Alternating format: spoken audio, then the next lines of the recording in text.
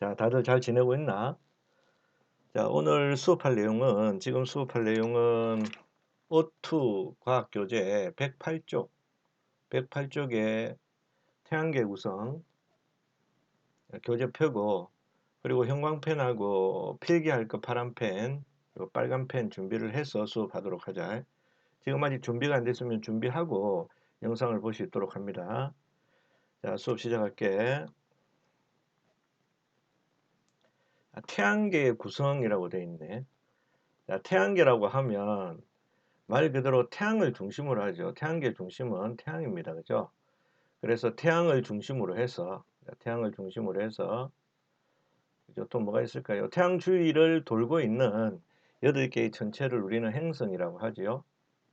그지? 그래서 그 행성 외에도 행성 주위를 도는 달과 같은 위성이 있고요.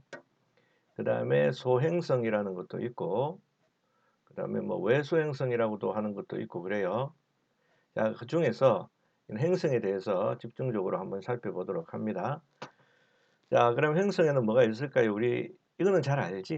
8개가 있습니다. 그죠? 그래, 지구를 포함해서 8개의 행성이 있다. 이놈들이 태양을 중심으로 뭘 하고 있다고요? 공전을 하고 있는 이런 모습이다. 그럼 행성 중에서 수성에 대해서 한번 살펴봅시다. 각 행성들의 가장 큰 특징이 있지. 그 특징을 잘 알아둬야 돼요. 여기서는. 자, 우선 알다시피 태양에서 가장 가깝죠. 그죠? 자, 그 다음에 크기가 행성 중에서 제일 작습니다. 가장 작아요. 이것도 특징이 되겠지. 자, 그리고 무엇보다도 큰 특징, 이 별표 두 방. 줄 칠 때는 형광펜 줄 쳐야 됩니다. 대기가 없어요. 행성 중에서 유일하게 대기를 갖고 있지 않는 녀석이 바로 수성입니다. 대기가 없다. 공기가 없다는 거죠. 그러면은 온실 효과가 일어나지 않기 때문에 낮에는 어마어마하게 뜨겁고 그지 밤에는 굉장히 춥단 말이야. 자, 그래서 별표 표면 온도 차이가 매우 크다. 자, 요게 수성의 가장 큰 특징과 잘 알아두고 이 외에 대기가 하는 일이 있지. 우주에서 운석 같은 것이 날아오면은 막아주는 역할을 하는데 수성은 대기가 없으니까 운석 충돌이 빈번하게 일어나겠죠. 많이 일어나겠죠.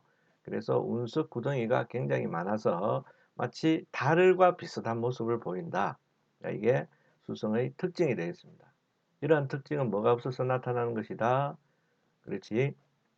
대기가 없어서 나타나는 특징입니다. 자, 그 다음 금성에 관해서 한번 봅시다. 자, 금성의 생긴 모습을 볼까요? 자, 금성은 표면이 잘 이렇게 보이지 않아요. 누렇게 무슨 먼지 같은 것으로 둘러싸이는 것처럼 내부가 잘 안 보이죠. 자, 그게 이유가 있습니다. 자, 나중에 보기로 하고 일단 자, 태양계 행성 중에서 크기가 지구와 거의 비슷해요. 그래서 크기와 질량이 지구와 가장 비슷하다. 그지? 자, 그리고 이 금성은 지구에서 보면 행성 중에서 가장 밝게 보입니다. 그래서 행성 중에서는 얘가 가장 밝게 보이는 특징을 갖고 있다. 다음, 이산화탄소로 이루어진 두꺼운 대기가 있다 그랬는데 금성은 수성과는 달리 대기를 가지고 있어요. 그런데 금성의 대기는 이산화탄소로 되어 있습니다. 이산화탄소. 근데 그냥 이산화탄소가 아니고 이제 굉장히 두꺼운 대기다 이렇게 표현해 놨네요. 자, 줄 치세요. 이산화탄소로 이루어진 아주 두꺼운 대기를 가지고 있다. 그래서 기압이 높다라고 했는데 자, 지구 기압을 1기압이라고 하면 무려 90기압에 해당하는 이산화탄소를 가지고 있다. 굉장한 양입니다. 자, 그런데 우리가 이산화탄소는 온실 효과를 일으키는 대표적인 온실기체라고 알고 있지.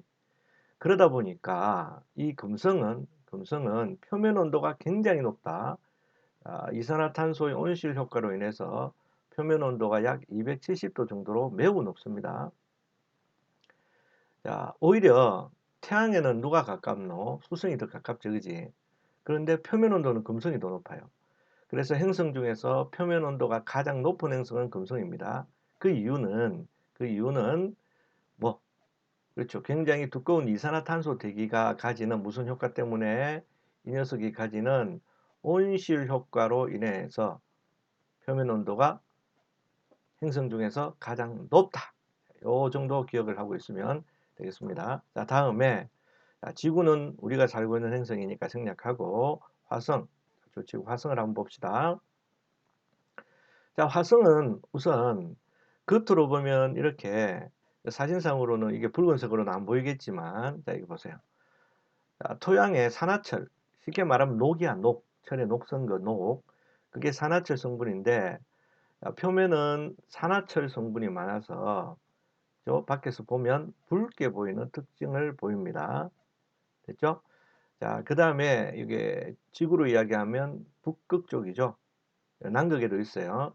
그래서 극지방에 말입니다. 북극이나 남극에 해당 극지방에 이렇게 하얗게 뭐가 보이죠? 동그랗게. 이게 무슨 왕관이나 이런 관을 쓰고 있는 것처럼 보인다. 그래서 이거를 극관이라 그래요. 극관. 자, 근데 극관의 성분은 얼음하고 드라이 아이스입니다. 자, 얼음과 드라이 아이스로 이루어진 뭐가 있다고? 극관이 있습니다. 됐죠? 자, 그 다음에 화성의 자전축도 지구처럼 기울어져 있어요. 그러다 보니까 계절 변화가 나타납니다.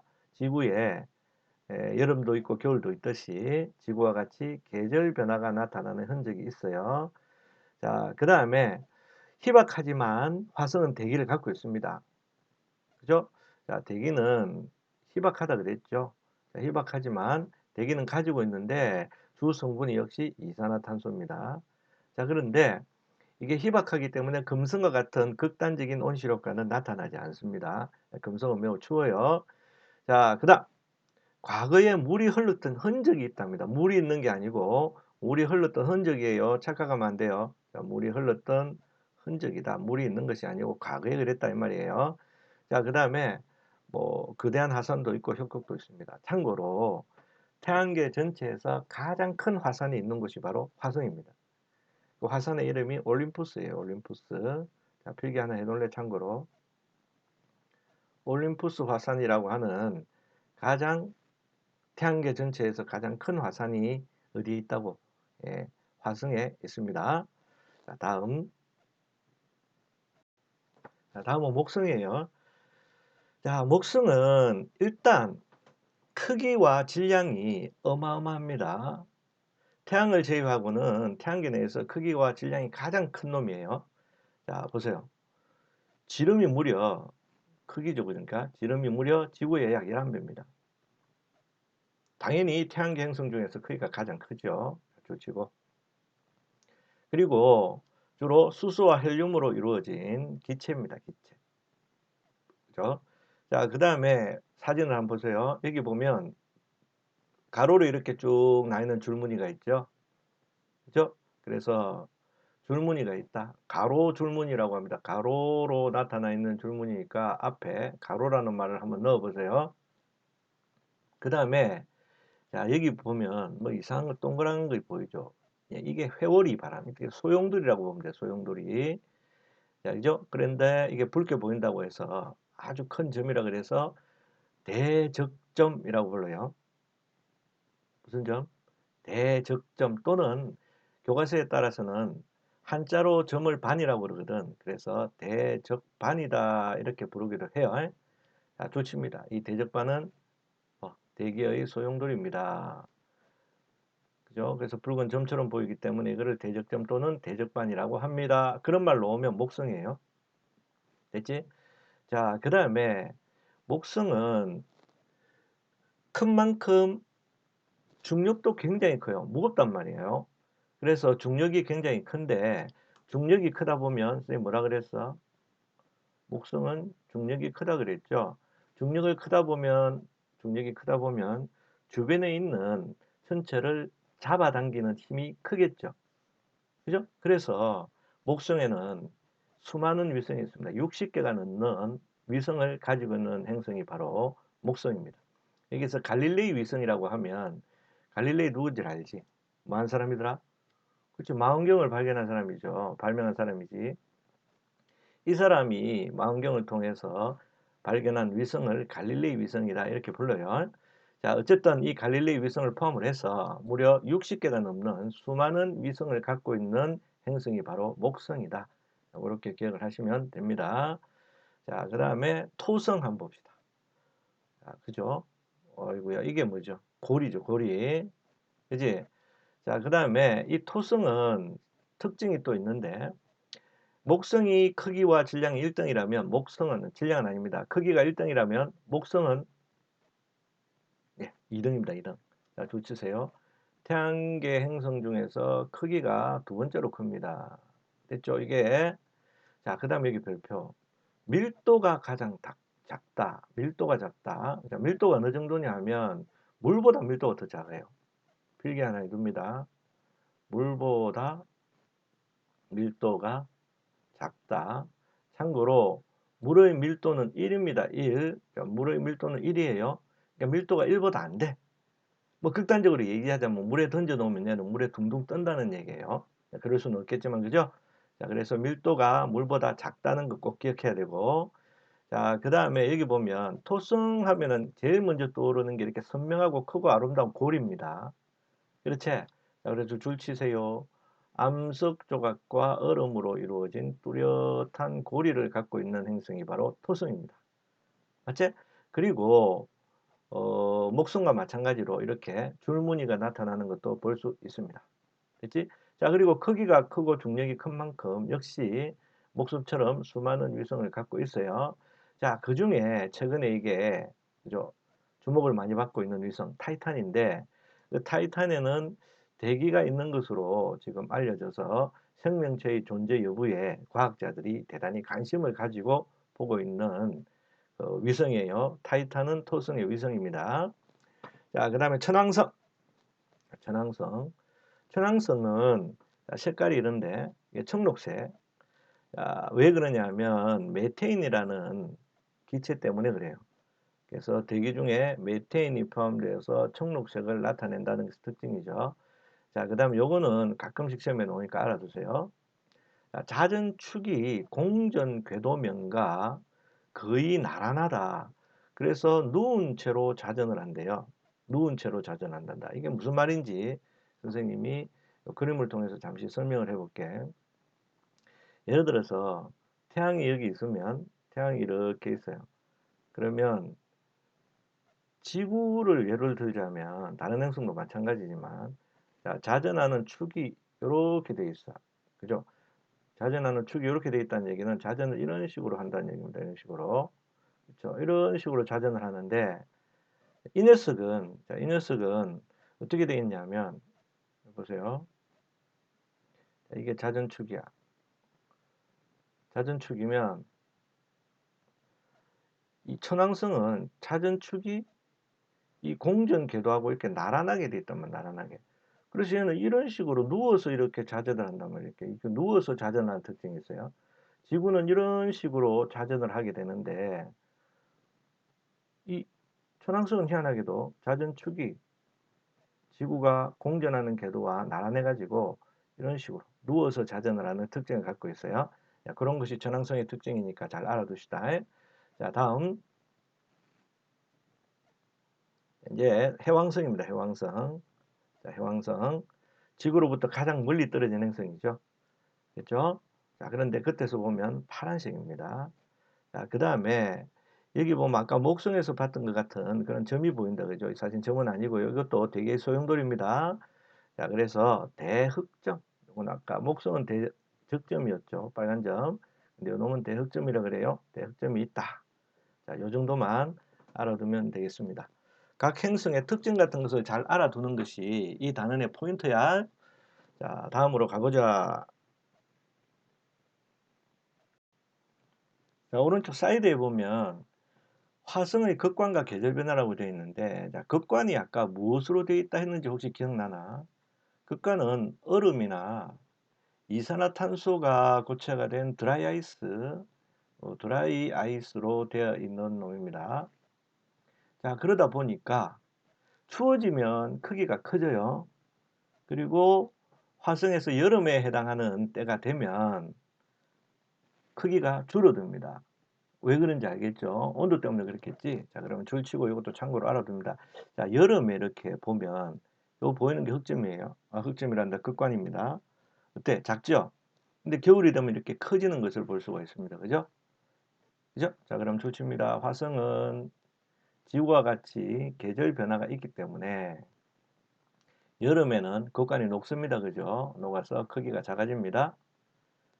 그 다음에 겨울에는 얼어서 크기가 커지는 이런 특징도 가지고 있습니다.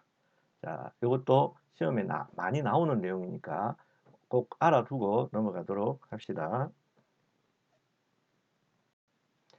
자, 그 다음에 목성하고 토성에서 아까 가로로 줄무늬가 나온다 그랬는데 그 이유는 그래요.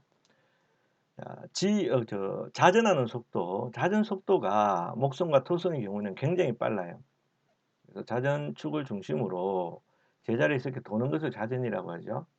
근데 이 자전 속도가 빠르다 보니까 이 목성이나 토성은 기체 덩어리거든. 그죠? 그러다 보니까 그죠? 이 적도 부분과 나란한 방향으로 이렇게 빠른 자전 속도 때문에 이렇게 자전하는 그 방향과 평행하게 이렇게 줄무늬가 나타나는 것입니다. 이것도 참고로 알아두시고 그 다음에 아까 선생님 잠시 얘기했는데 갈릴레이 위성이란 목성에 있죠. 갈릴레이가 발견한 겁니다. 그죠? 여기 보면 좀 친숙한 이름 보이죠? 자, 이오, 유로파, 가니메데, 칼리스토 이런 것을 우리가 갈릴레이 위성이라 이렇게 부릅니다. 갈릴레이가 발견했다고 해서 이름이 그렇게 붙여진 겁니다. 수많은 목성의 행성 중에서 하나다. 자, 이렇게 생각을 하면 돼요. 다음은 행성의 분류입니다. 자, 행성은 여기 보세요. 여기 보면 지구가 있죠. 요 지구보다 한쪽, 그죠? 지구보다 태양에 가깝게 태양 주위를 이렇게 공전하는 행성이 두 개가 있죠. 그래서 지구보다 안쪽에서 공전을 하면 내행성, 그다음에 지구보다 바깥에서 공전하게 되면 외행성이라 그래요. 그죠? 그래서 행성을 분류를 할 때는 두 가지 기준이 있는데 그 첫 번째 기준 줄칩니다. 그 첫 번째 기준은 자, 행성의 공전 궤도를 중심으로 그죠? 자, 지구보다 안쪽이면 내행성. 자, 적어 놓으세요. 지구보다 어느 쪽? 태양에 가깝게 안쪽. 지구보다 안쪽에서 공전을 하면 내행성. 자, 그 다음에 지구보다 바깥쪽에서 필기해 두세요. 바깥쪽에서 공전을 하게 되면 뭐라고 부른다고? 외행성이라고 부릅니다. 그죠? 그럼 보다시피 내행성은 수성, 금성, 그죠? 그지? 그다음 외행성은 지구 바깥이니까 화, 목, 토, 전, 해 이렇게 5개가 되겠습니다. 그 다음에 다른 기준은 좀 이따가 자세히 보게 될 텐데 뭐 행성의 반지름이라든지 그 다음에 질량이라든지 밀도라든지 뭐 자전 속도라든지 위성수라든지 뭐 고리가 있냐 없냐 하는 이런 것에 따라서 구분합니다. 그래서 물리적인 특성에 따라서 구분을 하게 되면 지구와 유사한 지구형 행성에는 수, 금, 지, 화 이렇게 네 가지가 있어요. 그 다음에 특징이 목성을 닮아 있는 목성형 행성이 있어요. 목성부터 목, 토, 천, 해왕성 이런 것들이 목성형 행성에 속합니다. 오늘 요 다음에 자세히 나오니까 바로 보도록 합시다. 자, 그럼 지금부터 백구 쪽의 개념 속속, 백구 쪽에 있는 개념 속속 문제를 먼저 풀고 난 다음에 자, 풀이 수업을 들으시도록 합니다. 지금 백구 쪽의 개념 속속 문제 빈칸 넣기, 네모 넣기도 하고 지금부터 시작합니다. 동영상 잠시 멈추고 문제부터 풀고 나서 시작하도록 합시다. 지금 빨리 푸세요. 자, 풀고 나서 동영상 이어집니다. 자, 풀이 한번 해봅시다. 다 풀었죠? 자, 색연필 가지고 와서 자기가 푸는 게 맞으면 동그라미 채점합니다. 자, 보자. 땡땡. 태양계 행성 중에서 태양에 가장 가깝다. 그리고 크기가 가장 작다 하면 뭐죠? 예, 수성입니다. 잘했어요. 수성. 태양계 행성 중에서 지구에서 가장 밝게 보이는 것은 뭐라 그랬죠? 예, 금성입니다. 표면이 붉은색 토양으로 이루어져 있다. 산화철이죠. 그 다음에 극관을 가지고 있는 행성 뭐였죠? 그래, 화성. 태양계 행성 중에서 크기가 가장 크답니다. 목성이죠, 목성. 태양계 행성 중에서 크기가 두 번째로 크다. 밀도가 가장 작다. 그리고 견딜 수 없이 아름다운 고리를 갖고 있다. 누구지? 토성. 토성. 자, 넘어갑시다.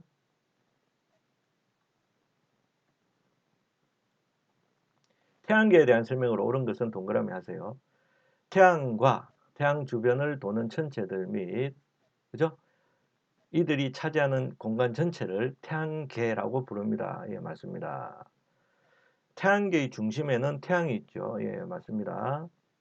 자, 그 다음에 태양을 도는 9개의 행성이 있다. 이게 좀 이상하죠. 자, 행성이 8개입니다. 과거에는 명왕성이라는 녀석을 행성으로 본 적이 있어서 9개라고 했는데 여러 가지 조건상 명왕성은 행성이 아니다. 그래서 아까 선생님이 이야기한 그 외소 행성으로 분류가 되면서 빠졌어요. 자, 태양 주변을 도는 9개가 아니고 8개의 행성이 있다. 틀렸습니다. 행성 외에도 태양 주변을 도는 천체들이 있다. 맞아요. 소행성이라는 녀석도 있고요.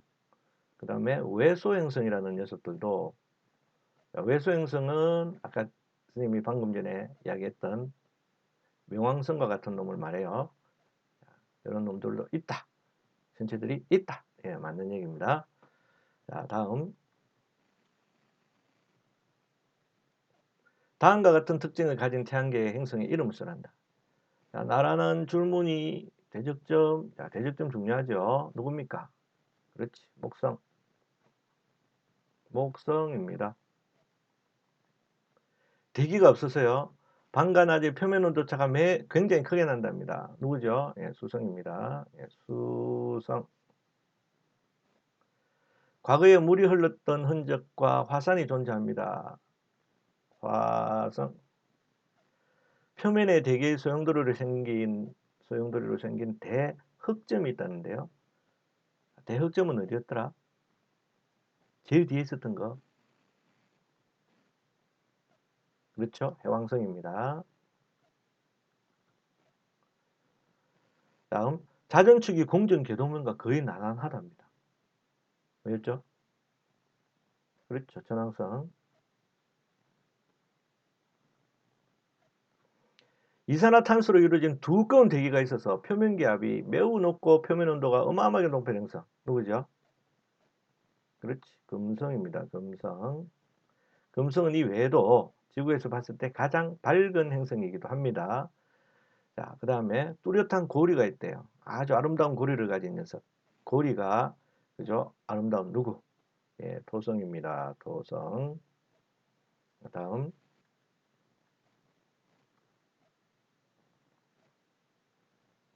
그림은 태양계 행성의 모습입니다. 각 행성의 이름을 써랍니다. 자, 요거 보이죠? 이게 특징입니다. 그죠? 뭐죠, 이거? 화성? 극관이지, 극관. 자, 그 다음에 이 녀석이 바로 수성의 모습입니다. 수성. 자, 요거 가로줄무늬 있네요. 그 여기 대적점 보이죠? 대적점. 가로줄무늬 이런 거 나오면은 목성이죠, 목성. 목성. 자, 요거는 두꺼운 이산화탄소 때문에 표면이 잘 안 보여요. 곁에서 보면. 이게 이산화탄소 대기를 가진 금성입니다. 금성. 그 다음에 고리 보이지? 가로주머니 보입니다. 얘가 이름이 뭐, 예, 토성 되겠습니다. 됐고요. 자, 그 다음에 크기가 가장 큰 행성을 써랍니다. 누구? 목성. 목성입니다. 목성. 자, 표면 온도가 가장 높다. 누구지? 금성. 예, 금성이 되겠습니다. 자, 그림은 행성의 분류에 대한 설명입니다.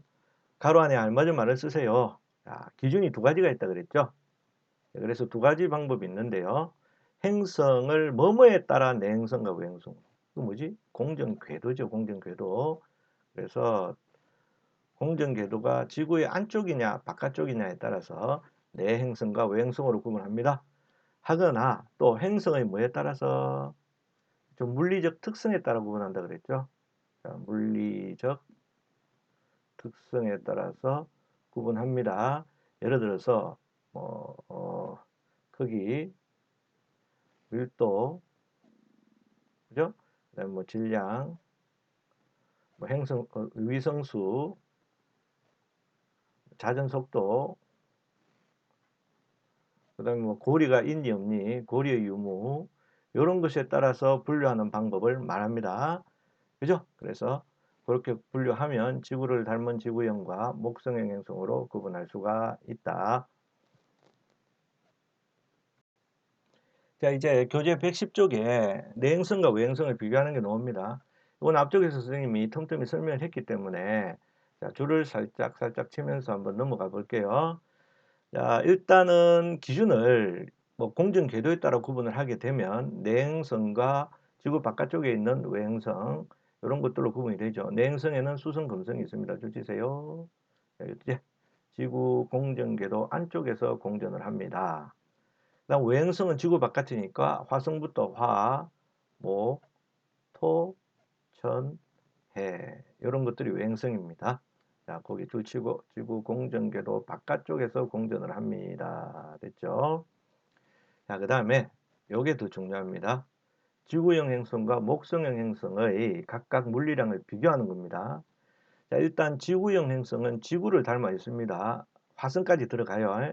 수, 금, 지구, 화성 요 네 가지가 지구형 행성입니다. 그리고 목성형 행성은 얘들을 제외한 나머지 목성을 대표로 하는 목성, 토성, 천왕성, 해왕성 이와 같은 녀석들이 목성형 행성이 되겠습니다. 자, 어떤 차이가 있을까요? 자, 크기나 질량은요, 목성형 행성이 크고 질량도 무겁습니다. 꼭 알아두세요. 자, 그래서 크기를 알 수 있는 우리 반지름 한번 볼까요? 반지름 누가 커? 예, 목성형 행성이 훨씬 큽니다. 그러다 보니까 질량도 크겠죠. 그래서 질량과 크기가 큰 행성이 목성형입니다. 반면에 지구형 행성은 반지름도 작고 질량도 작게 나갑니다. 됐죠? 특히 질량 부분을 좀 잘 알아두세요. 질량이 큰 것이 뭐? 목성형. 그 다음에 질량이 작은 녀석들이 지구형입니다. 자, 그 다음에 요 밀도가 중요해요. 밀도가. 자, 밀도라고 하는 것은 단위 부피당 질량을 말합니다. 그러니까 부피가 같을 때 누가 무거우냐인데 지구형 행성은 표면 상태가 거의 단단한 암석이에요. 단단한 암석입니다. 자, 그런데 반면에 목성형 행성은 기체입니다. 기체. 그래서 단단한 표면이 없죠. 그래서 크기가 같은 그 예를 들어서 지구형 행성과 목성형 행성의 크기가 같다라고 했을 때는 단단한 암석으로 되어 있는 지구가 훨씬 무거워요. 그런데 전체적으로 목성 행성이 크기가 어마어마하기 때문에 전체적인 질량은 목성 행성이 큽니다. 자, 그런데 밀도는 단단한 암석으로 된 지구형 행성이 밀도가 커요. 잘 알아두세요. 자, 밀도는 누가 크다고? 지구형 행성이 큽니다. 됐죠? 자, 밀도는 누가 작다고? 기체로 되어 있는 목성형 행성이 지구보다 밀도는 작아요. 꼭 알아두세요. 자, 그 다음에 지구형 행성은 질량이 적기 때문에 중력도 적어요. 자, 왜 그렇다고요? 질량이 적단 말이죠. 작다라고 해야죠. 제가 질량이 작아요. 그러다 보니까 뭐가 작아? 중력이 작습니다. 그러다 보니까 주변의 천체들을 잡아당기는 힘이 약해요.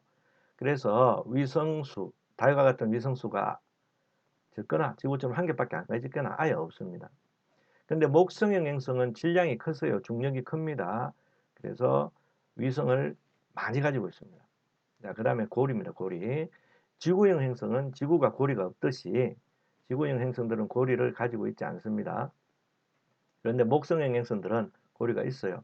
선생님, 아까 사진 보니까 목성형에 고리 없던데요. 사진상에는 나와 있지 않아도 목성형 행성은 전부 고리를 갖고 있습니다. 중요한 특징이니까 꼭 알아두세요. 됐지? 자, 요 부분이 요 표에 있는 내용을 시험에 출제를 잘 합니다. 그래서 행성들의 특징을 꼭 알아두셔야 돼요. 자, 지구형 행성의 질량은 목성형 행성보다 작다. 목성이 크다 알아두시고 특히 밀도도 잘 알아두라고 선생님이 얘기했어요. 밀도는 지구형 행성이 크고 목성형 행성이 작아요. 꼭 기억하세요. 자, 사이드에 보면 중요한 자료가 나오는데 이 그래프 있지. 이 그래프는 시험에 굉장히 잘 나오는 거니까 꼭 알아둬야 돼요. 그래프 보고 이게 목성형인지 지구형인지 구분하는 게 나와요. 자, 우선 여기는 지금 알려주고 있지만 시험에 나올 때는 이 부분을 알려주지 않고 이게 목성형이냐 지구형이냐 알아맞추는 게 시험에 나와요. 자, 우선 볼까요? 자, 여기 있는 녀석들은 일단 반지름이 크죠. 보세요. 반지름이 큽니다. 그리고 질량도 무겁죠. 질량도 많이 나갑니다. 그럼 당연히 목성형이죠. 반대로 지구형 행성들은 반지름이 작지요. 그 다음에 질량도 작아요. 그럼 당연히 지구형이지. 자, 이렇게 구분하는 게 시험에 나옵니다. 마찬가지로 여기 보면 시험에는 이걸 안 가르쳐 준다 그랬지 선생님이. 가르쳐 주지를 않아요. 자, 이 녀석은 보니까 반지름이 큰데 밀도가 작지요. 보세요. 반지름이 크고 밀도가 작으니까 그래서 목성형입니다. 그치? 그 다음에 지구형 행성은 크기가 작죠. 그래서 지구형 행성들을 보면 뭐가 작아? 반지름이 작고요. 대신에 밀도는 크다는 것을 알 수 있습니다. 그래서 그래프에서 주어지는 값을 보고 이게 지구형인지 아니면 목성형인지 알아맞추는 거 시험에 나오니까 이 그래프들 꼭 알아두세요. 별표 치고 자, 형광펜으로 이 그래프 전체를 박스를 쳐놓으세요. 그래프 전체 박스 칩니다. 됐지? 자, 그 다음 태양에 대해서 나오네요. 자, 태양은 우리가 알다시피 별이죠. 태양계 내에서 유일하게 스스로 빛을 낼 수가 있어요. 나머지 행성들이나 이런 녀석들은 스스로 빛을 내지 못합니다. 자, 줄칩니다. 태양은 태양계 내에서 유일하게 다른 놈은 없어요. 자기 스스로 빛을 낼 수 있는 천체다. 그리고 태양계의 가장 중심에 있는 녀석이죠. 됐죠? 그래서 지구와 가장 가까운 항성이다 이래놨네요. 항성은 항상 제자리에서 많은 에너지를 방출하고 있는 별을 말해요. 그래서 태양계 내에서 유일한 별은 태양이죠. 그죠? 자, 그 다음에 우리가 태양을 보면 어떻게 보여요? 동그랗게 보이죠, 그지? 동그랗게 보입니다. 자, 그런데 태양의 표면을 우리가 부르는 게 있죠? 자, 좋습니다. 태양의 표면은 뭐라고 표현하느냐 하면 광구라고 표현합니다. 광구. 이 광은 뭘 뜻할까요? 한자로 빛을 뜻하는 거죠. 빛. 그 다음에 구는 둥근 모양을 말합니다. 지구, 농구공 할 때 그 구자입니다. 그죠? 그래서 태양을 보면 둥근 빛덩어리로 보이죠. 그래서 그 태양의 그렇게 보이는 태양의 표면을 광구라고 한다. 자, 그 다음에 이 광구를 그죠? 보면 마치 쌀을 흘려놓은 듯한 거죠. 누군가가 쌀을 이렇게 뿌려놓은 것 같아요. 그래서 모양이 그렇다. 그래서 이름이 쌀알무늬입니다. 그래서 광구면에는 쌀알무늬하고 자, 그 다음에 주변보다 어두워 보이는 부분이 있는데 거기를 흑점이라고 그래요. 흑점. 자, 흑점. 그래서 강구에서는 별표 쌀알 무늬와 뭐 흑점을 관찰할 수가 있다. 됐죠? 자, 그러면 쌀알 무늬가 뭔지 봅니다. 조치 봅니다. 자, 광구 표면에 자, 작은 쌀알을 뿌려놓은 것 같은 무늬가 나타나는데요. 별표. 이게 왜 그러냐면 광구 아래의 대류 때문에 나타납니다. 이유를 잘 알아두세요. 광구 아래쪽에 대류 때문에 나타난다. 쌀을 뿌려놓은 모양이다. 이런 말로 오면 쌀알 무늬입니다. 자, 선생님이 여기다가 그림을 그려서 잠시 설명해 볼게. 자, 잘 보세요. 자, 선생님이 태양을 이제 이렇게 반을 쪼갰다고 생각하고 모습을 대충 한번 그려볼게요. 자, 안쪽에는 태양의 핵이 있습니다. 자, 태양의 핵이 있는데 여기서 무지막지한 에너지가 만들어집니다. 그 에너지가 이렇게 바깥쪽으로 나와요. 그죠? 그래서 바깥쪽으로 이렇게 전달되는 층을 참고로 그냥 알아두세요. 여기를 복사층이라고 하고요.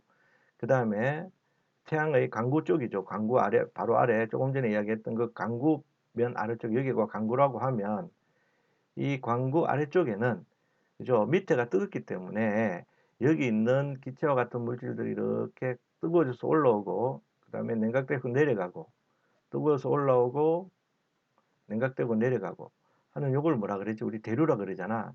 이렇게 대류를 하는 대류층이 있습니다. 그죠? 이 대류 때문에 이와 같이 어디 광구 바로 아래에서 일어나는 대류 현상, 이 대류 현상 빙글빙글 도는 이 대류 현상 있죠? 이 대류 현상 때문에 쌀알 무늬가 나타나요. 조금 더 상세히 설명하면 자, 뜨거운 물질이 상승하는 부분에는 밝아요. 그 다음에 이게 밑으로 내려가는 부분에 약간 어둡습니다. 그래서 밝고 어둡고 밝고 어둡고가 반복이 되면서 쌀 모양의 무늬가 나타나게 되는 거죠. 그죠? 그래서 강구 아래쪽에 뭐 뜨거워진 기체가 올라오고 내려가고 뜨거워진 기체가 올라오고 내려가고 하는 무선 현상 때문에 대류 현상 때문에 나타나는 것이 뭐라고? 쌀알무늬다. 그렇게 기억을 해주면 됩니다. 쌀알무늬 시험에 잘 나와요. 자, 그 다음에 이게 흑점이 나오네. 자, 실제로 태양에 누가 검은 점을 찍어 놓은 게 아니고요. 자, 말 그대로 어두운 무늬입니다. 그 이유가 흑점이 나타나는 이유는 줄치세요. 주위보다 온도가 낮아서 그렇습니다. 그래서 상대적으로 어둡게 보이는 거죠. 자, 태양의 표면 온도는 참고로 6000도씨 정도 돼요. 태양의 표면 온도는 얼마 된다고요? 6000도씨 정도 됩니다. 어마어마하게 뜨겁죠. 자, 그런데 흑점이 있는 곳은 표면 온도가 약 4000도씨 정도밖에 안 됩니다. 어때요? 2000도 정도가 차이 나지. 그죠? 이 주변이 몇 도라고? 6000도씨라고요. 근데 흑점은 얼마밖에 안 된다고? 4000도씨밖에 안 돼요. 그러다 보니까 온도 차이에 의해서 흑점이 상대적으로 어떻게 보인다고 이 부분이 어둡게 보입니다. 그게 바로 흑점이다. 이렇게 하면 되겠죠? 자, 그 다음에 선생님 다 지울게요. 자, 이게 또 중요한 자료가 한 개 나옵니다. 뭐냐 하면은 태양의 흑점을 관찰을 해보니까 태양의 흑점을 어디 갔노? 자, 태양의 흑점을 관찰을 해보니까 여보세요. 흑점이 이동을 하더라는 겁니다. 이거 줄쳐보세요. 자, 지구에서 흑점을 일정한 시간 간격으로 관측을 하면요. 흑점의 위치가 이동을 합니다. 어떻게 이동하냐면 지구에서 볼 때입니다. 지구에서 볼 때 자, 흑점이 여기 있죠. 처음에. 자, 3일 지난 다음에 어떻게 되고 있어요? 지금 점점 이렇게 서쪽으로 가고 있는 것을 볼 수가 있죠. 자, 지구에서 봤을 때 그렇습니다. 자, 지구에서 볼 때 흑점의 이동 방향은 동에서 섭니다. 동에서 서, 그죠? 자, 그러면 이 흑점의 이동 사실로서 알 수 있는 사실이 뭐냐? 흑점이 지구에서 볼 때 동에서 서로 간다는 것은 태양이 뭘 한다는 겁니까? 그렇죠. 제자리에서 도는 자전 운동을 한다는 얘기예요. 그렇죠. 그래서 알 수 있는 사실은 태양이 자전한다는 것을 알 수 있습니다. 이때 참고로 태양이 자전 방향은 지구에서 볼 때와 반대 방향입니다. 자전 방향, 태양이 실제로 자전하는 방향은 어디서 어디? 서에서 동이다. 다만 흑점의 이동을 지구에서 볼 때는 우리가 봤을 때는 어떻게 보인다? 동에서 서로 보인다는 거. 그리고 태양이 실제로 자전하는 방향은 서에서 동이라는 거 알아두세요. 자, 정리. 자, 흑점을 지구에서 일정 주기로 관찰을 하면요. 동에서 서로 이동하는 것을 볼 수 있습니다. 그 이유가 뭐라고? 그렇지. 태양이 자전하기 때문입니다. 됐죠? 지구에서 보는 방향 어디? 동에서 서. 실제 태양의 자전 방향은 서에서 동입니다. 헷갈리지 않도록 합시다. 자, 태양의 대기입니다. 태양도 대기층을 갖고 있어요. 그죠? 그런데 이 태양의 대기는 우리가 평상시에는 관측을 할 수가 없습니다. 왜 그럴까요? 너무 밝아서 눈으로 보지 못하죠. 특히나 망원경 같은 것으로, 그죠? 망원경으로 태양을 보면서 눈을 갖다 대면 큰일 납니다. 그래서 평상시에는 너무 밝아서 관측이 안 됩니다. 자, 그런데 어쩔 때에 관측이 되냐 하면, 자, 달이, 그죠? 달이 태양을 가립니다. 그죠? 그런 현상을 뭐라고 배웠지? 일식이라고 배웠지. 그래서 개기일식이 일어나면서 즉 달이 태양 전체를 가리는 개기일식이 일어나면 자, 첫 번째 사진처럼 태양이 가려지게 됩니다. 이 까만 부분이 달이 되겠죠. 달에 의해서 태양이 가려지고 납니다. 가려지죠. 그러면 이제 어두워지면서 바깥쪽에 있는 이 대기층이 이렇게 보인다 이 말입니다. 그래서 태양의 대기는 평상시에는 관측이 안 되고요. 개기일식 때에만 관측할 수 있다. 알아두시고 자, 이때의 이걸 관측한 모습입니다. 특징을 잘 알아둬야 돼요. 자, 여기 보면 광구면, 이 동그란 게 광구면이죠. 광구면 바로 위에 약간 불그스름하고 얇은 대기층이 보이죠. 자, 요 놈의 이름이 채층입니다. 자, 시험에 사진을 주고 이게 뭐게? 이거 잘 물어봅니다. 채층. 자, 그 다음에 오른쪽에 보면 자, 요 아까 채층이 있었죠. 가까운 쪽에 이렇게 채층이 있었어요. 요 위쪽으로 보면 진주석이라고 되어 있죠. 교과서에서는. 진주석이 이렇게 굉장히 멀리 뻗어지고 밝게 보이는 부분이 있죠. 이런 온도가 굉장히 높아서 그래요. 자, 이런 것을 코로나라고 합니다. 자, 코로나. 자, 좋습니다. 최층 위로 멀리 뻗어 있는 진주색의 대기층입니다. 고온으로 인해서 진주색으로 빛납니다. 온도가 매우 높다. 됐죠? 자, 그래서 태양의 대기층이 최층하고 코로나고요. 자, 그 다음에 태양의 대기에서 일어나는 현상입니다. 현상. 여기 보세요. 마치 무슨 갈고리 모양처럼 불기둥 같은 것이 확 솟아오르고 있죠. 그지? 그래서 이 광구에서부터 기체가 대기로 팍 솟아오르는 이 불꽃 모양 이런 것을 홍염이라 그래요.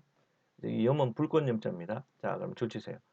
광구에서부터 고온의 기체가 대기로 마치 불기둥처럼 솟아오르는 현상을 홍염이라고 한다. 자, 그 다음에 플레어. 사진상으로 홍염하고 플레어를 헷갈리면 안 돼요. 그죠? 자, 플레어는 일종의 폭발 현상입니다. 에너지가 한꺼번에 쏟아져 나오는 폭발 현상이죠. 이런 것이 주로 흑점 부근에서 일어납니다. 그래서 흑점 부근에서 일어나는 폭발에 의한 현상이다. 그래서 많은 양의 에너지가 뿜어져 나오면서 이 주위가 굉장히 밝게 보이죠. 이런 것을 플레어라고 합니다. 자, 사진을 보고 이게 뭔지, 그러니까 이게 체층인지, 뭐 이걸 보고 코로나인지 아닌지, 뭐 홍염이다, 플레어다, 이런 거 알아맞추는 거 시험에 나오니까 사진하고 매치시켜서 그죠? 맞출 수 있는 훈련을 해야 됩니다. 자, 다음에 태양 활동의 영향입니다. 다시 말해서 태양의 활동이 평상시보다 증가를 하게 되면 지구에 각종 현상이 별로 좋지는 않아요. 위험한 현상들이 몇 가지가 나타납니다. 자, 그것을 말하는데, 자, 일단 줄부터 칩시다. 태양의 활동이 활발해지면, 태양에서 나타나는 현상이 변한다. 현상이 변한다는 얘기는 뭐 흑점수라든지, 그다음 코로나의 크기라든지, 뭐 폭발 현상인 델린저, 이런 것들이 더 많이 나타난다. 그런 얘기죠. 자, 그 다음에 당연히 지구도 영향을 받게 되어 있습니다. 자, 그래서 태양에서 나타나는 현상들을 봅시다. 언제 나타나는 현상입니까? 여기 보니까 주로 태양 활동이 뭐 할 때, 활발할 때에 일어나는 현상들을 말하는 겁니다. 자, 태양 활동이 활발해지면 어떤 일이 나타날까요? 첫째, 자, 흑점수가 많아집니다. 이거 아주 중요합니다. 자, 흑점의 수가 많아집니다. 왜 그러냐 하면요.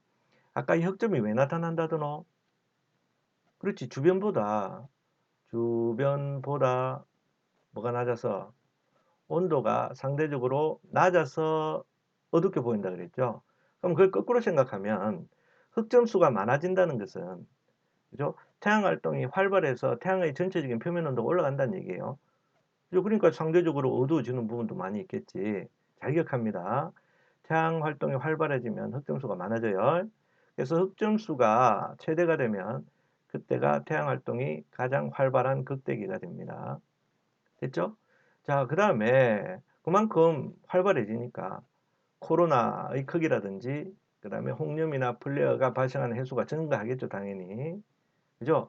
자, 그 다음에 이거 무슨 말인지 잘 모르겠는데 일단 줄부터 쳐봅시다. 태양풍이 강해진답니다. 태양풍? 풍? 바람?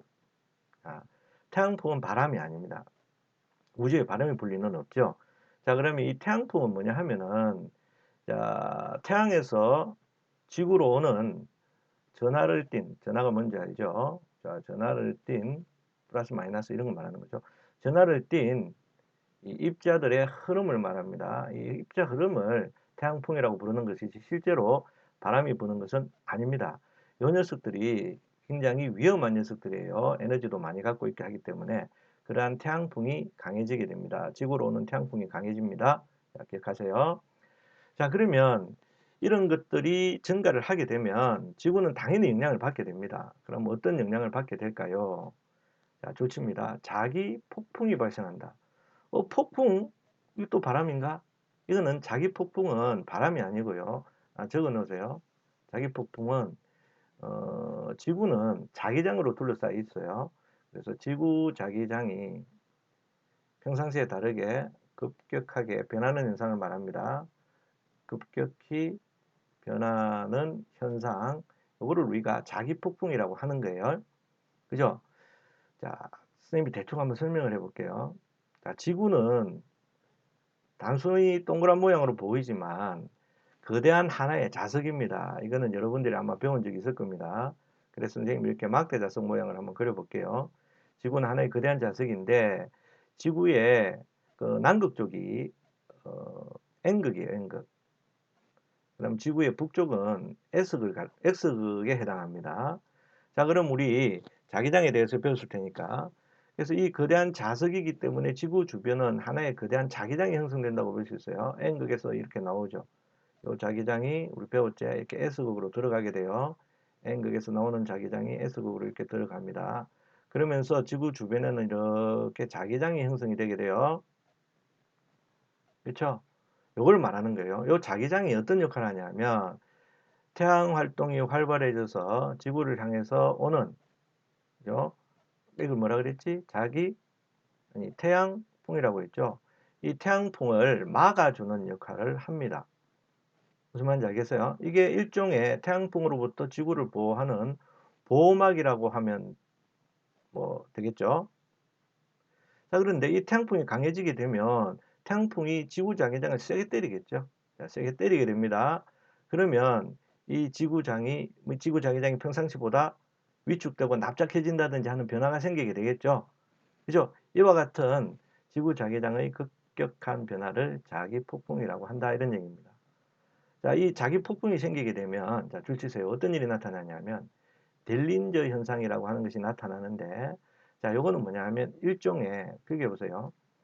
무선 통신 장애입니다. 무선 통신 장애 현상을 말해요. 무선 통신 장애. 그럼 이게 무슨 뜻입니까? 휴대폰과 같은 통신을 말하는 거죠. 그런 것들이 장애, 즉 통화가 잘 안 된다든지 하는 현상을 말합니다. 자, 무선 통신 장애가 생기거나 그 다음에 뭐 GPS라고 하는 것은 뭐 내비게이션이나 여러분들 그 휴대폰 보면 위치 확인하는 시스템 있죠. 그게 GPS 시스템이죠. 이런 것들의 수신에도 장애가 있을 수 있습니다. 그래서 GPS와 같은 장치를 사용하는데 장애가 생기기도 하는데 이와 같은 무선 통신에 관련된 장애 현상을 뭐라고 한다고? 델린저 현상이라고 한다. 이거는 시험에 나오니까 잘 알아둬야 돼요. 자, 그 다음에 이제 관련된 현상으로는 갑자기 인공위성이 고장이 난다든지, 그 다음에 송전시설이라고 하면 발전소에서 전기를 보내는 시설을 말합니다. 그래서 송전시설이 고장을 일으켜서 대규모 정전이 발생하기도 합니다. 됐죠? 자, 그 다음에 오로라가 더 많이 발생합니다. 평상시에 오로라는 극지방에서 발생을 하죠. 자, 그런데 이 오로라가 심지어는 중위도 지방까지 확대가 되는 경우도 있다고 합니다. 그래서 더 넓은 지역에서 발생을 합니다. 그렇죠? 오로라가 더 많이 발생을 한다. 뭐 그 이유에 대해서 선생님이 잠시 간단하게 아주 간단하게 설명을 하자면 오로라는 왜 생기냐 하면 자 보세요. 태양으로부터 이렇게 뭐가 옵니까? 아까 태양풍이라고 했지. 태양풍은 전기를 띤 입자를 했죠. 이 전기를 띤 입자는 이 지구 자기장에 의해서 그죠?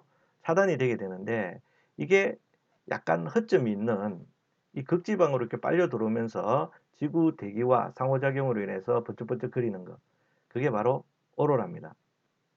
그죠? 그런데 태양풍이 강해지게 되면 오로라의 크기가 커지고 더 자주 발생한다는 것도 중요한 특징이니까 꼭 알아두시기 바랍니다.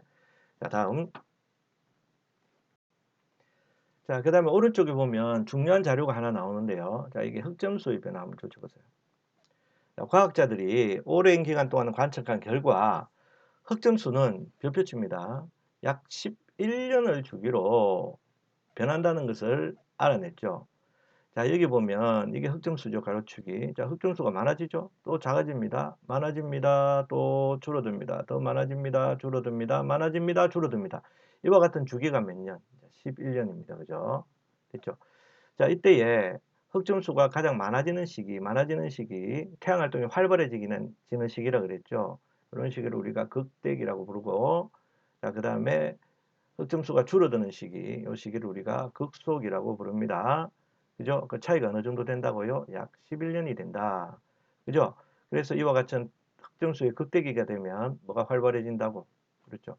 태양 활동이 굉장히 뭐해진다고요? 예, 활발해진다고 얘기를 했습니다. 됐죠? 자, 이제 111쪽이지. 111쪽에 또 개념 쏙쏙 있네. 여기 빈칸 넣게 하고, 그 다음 문제 푸세요. 자, 동영상 잠시 스탑하고, 111쪽에 개념 쏙쏙 푼 다음에 다시 연결해서 보도록 합니다.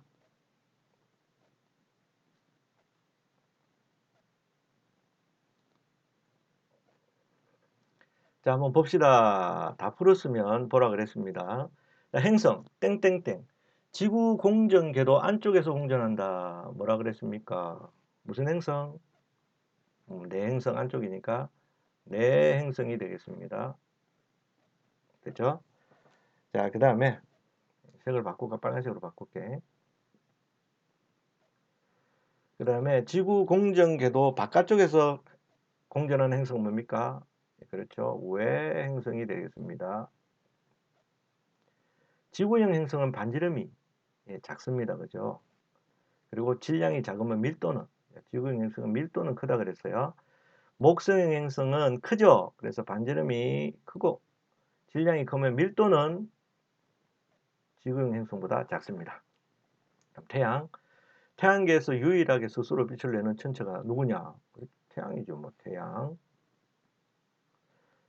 밝고 둥글게 보이는 태양의 표면, 빛, 광, 둥글다, 구, 광구. 태양 표면에 나타나는 작고 밝은 쌀알 모양의 무늬, 말 그대로 무슨 무늬? 쌀, 알, 무, 니, 쌀알 무늬. 그 다음 태양 표면에 나타나는 어두운 무늬를 뭐라 합니까? 예, 흑점이라고 부릅니다. 태양 표면 바로 위에 붉은 층을 띤 얇은 대기층, 채층입니다. 채층. 땡땡땡. 채층 위로 멀리 뻗어 있는 고온의 대기층을 뭐라고 합니까? 로, 나. 광구에서부터 고온의 기체가 대기로 솟아오른답니다. 뭐라 그랬죠? 홍염. 흑점 부근의 폭발이라 뭐라 그랬죠? 플레이가 아니고 플레어라고 합니다. 지구형 행성과 목성형 행성의 물리량을 비교하세요. 중요합니다. 자, 밀도는 지구형 행성이 큽니다. 작다고 깔보지 마라. 밀도는 크다. 자, 반지름은 목성형 행성이 큽니다. 위성수도 목성형 행성이 큽니다. 왜? 질량이 커서 중력이 크다 그랬습니다. 질량은 당연히 목성형 행성이 큽니다.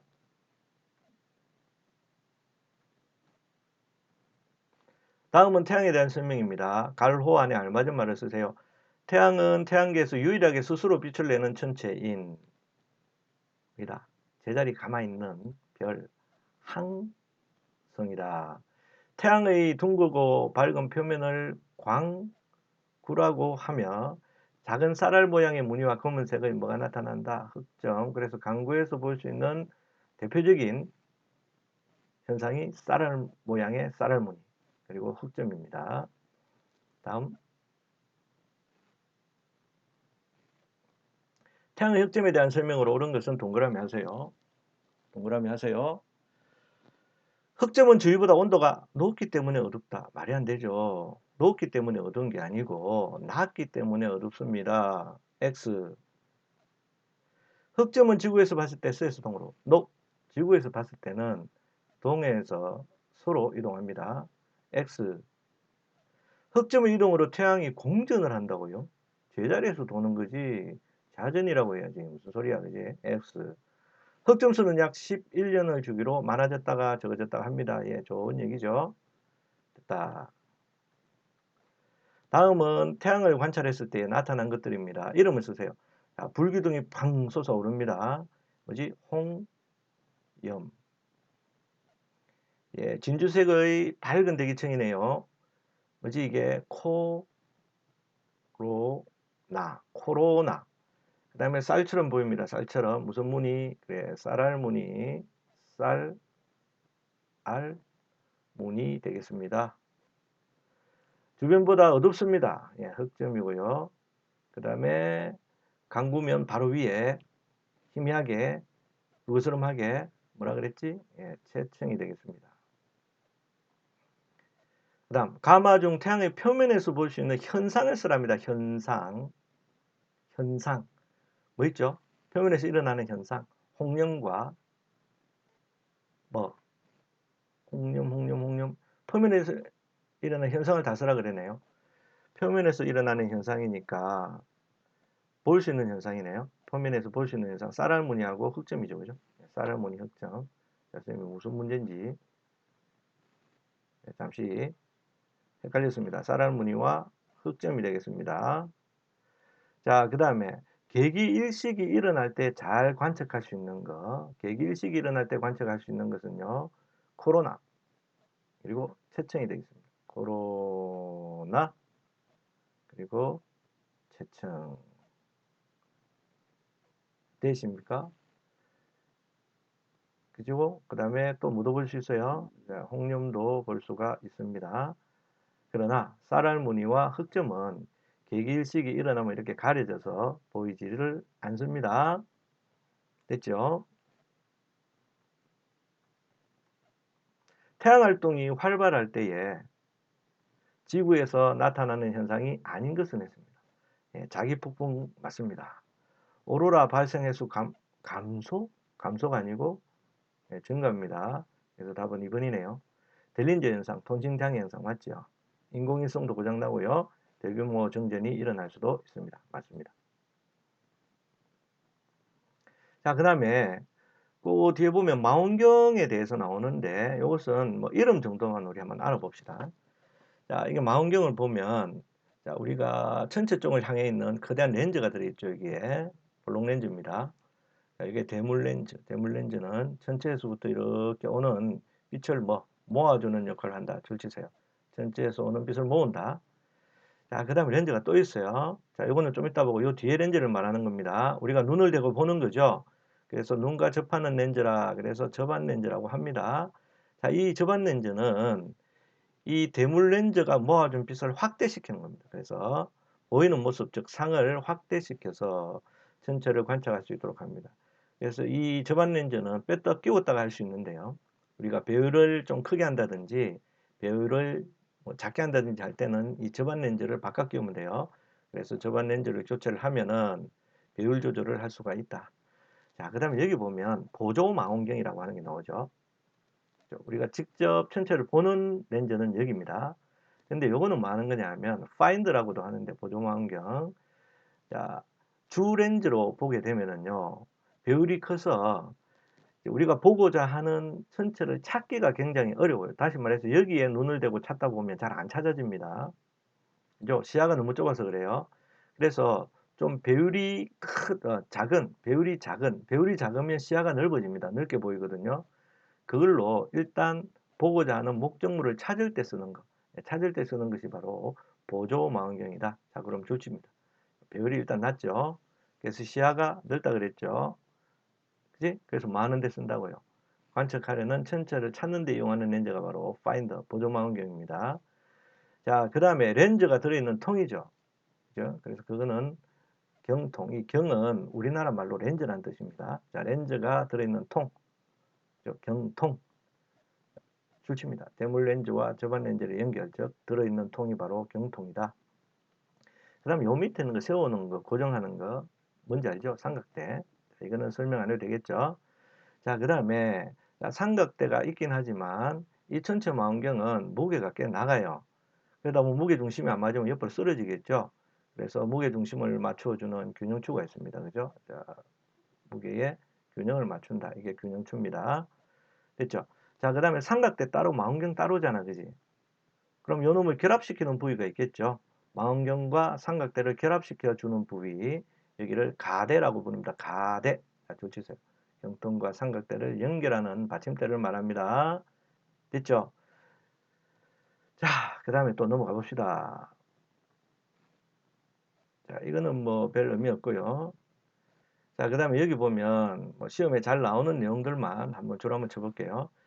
망원경은 어디다가 설치를 할까요? 당연히 평평한 곳에 설치를 해야 안정되게 설치가 되겠죠. 됐죠? 그 다음에 당연히 경통의 방향이 어디를 향하게? 하늘을 향해서, 즉 천체를 향하게 합니다. 그 다음에 이게 배율이 크기 때문에 그 앞쪽에 나뭇가지 같은 것들이 조금이라도 보이면 이게 안 돼요. 그죠? 자, 그래서 그 밑에 한번 보세요. 자, 주변에 일단 빛이 없어야 됩니다. 빛이 있으면은 상이 잘 안 보입니다. 그 빛 때문에. 자, 그 다음에 나무잎과 같은 것으로 시야가 가려지지 않도록, 그죠? 시야가 가려지지 않고 트인 곳에 설치를 합니다. 됐죠? 이거 알아두고. 자, 그 다음에 여기 한번 보세요. 태양을 관측합니다. 자, 태양을 맨눈으로 봐도 눈이 부신데 망원경으로 보면 눈에 화상을 입거나 실명을 할 수도 있어요. 그래서 태양을 전체 망원경으로 볼 때는 별표 쳐라. 저반 렌즈를 절대 직접 들여다보면 안 됩니다. 자, 그럼 어떻게 하느냐? 태양 필터를 렌즈에 끼웁니다. 태양 필터는 사람으로 이야기하면 일종의 선글라스 역할을 한다고 보면 되겠죠. 그래서 태양 필터를 끼우거나 아니면 여기 보세요. 사람이 눈을 대고 보는 것이 아니고 태양의 모습이 이렇게 간접적으로 비칠 수 있도록 스크린처럼, 그리고 투영판이라고 하죠. 그래서 태양 투영판을 통해서 간접적으로 관측을 해야 됩니다.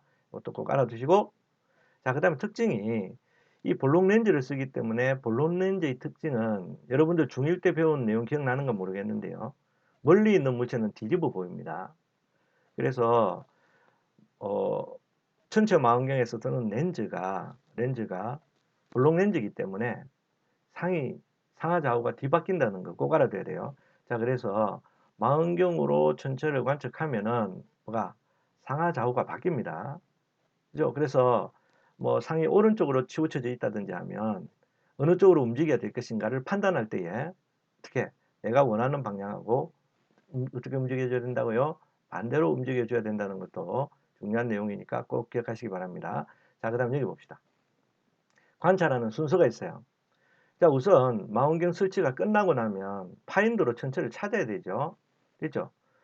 자, 파인더를 보면 십자선이 보입니다. 이렇게 십자선을 볼 수가 있어요. 그 십자선의 중앙에 보고자 하는 천체가 위치할 수 있도록, 그죠? 그래서 십자선 중앙에 위치할 수 있도록 하고 난 다음에요. 관찰하는 순서는 아까 저반 렌즈를 바꾸어 끼우면서 배율을 조절할 수 있다 그랬죠. 그래서 일단 자, 초점을 맞춘 후에는 저반 렌즈를 저배율에서 먼저 관찰한 다음에 고배율로 관찰하는 게 순서입니다. 이거 시험에 잘 나요. 저배율 관찰에서 고배율 관찰 순서로 관찰을 해야 된다. 이것까지 알아두면 아마 천체 망원경에서 나오는 문제는 아마 거의 틀리지 않을 거야. 자, 그 다음에 이제 숙제입니다. 숙제를 꼭 하셔야 돼요. 자, 뭐가 숙제냐 하면 113쪽에 내신 숙숙 116까지 풀기, 113쪽에서 116까지 풀기가 숙제입니다.